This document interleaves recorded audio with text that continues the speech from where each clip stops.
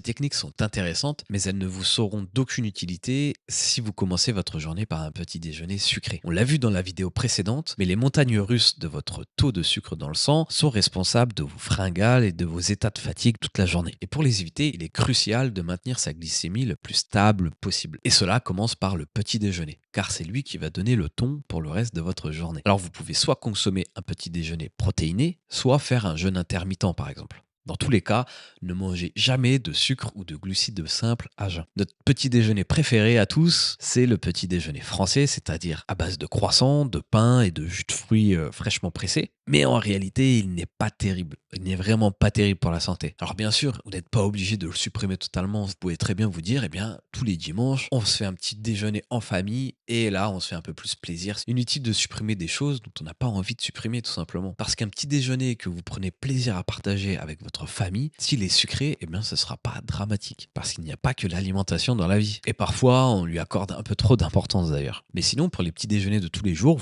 ce que vous pouvez faire, par exemple, c'est préparer des pancakes à base d'œufs et de flocons d'avoine réduits en poudre, par exemple, et de les consommer avec du beurre de noix ou de cacahuètes. Vous trouverez d'ailleurs quelques recettes dans le programme gratuit qui est disponible en description. Et vous pouvez également faire un porridge avec quelques fruits rouges,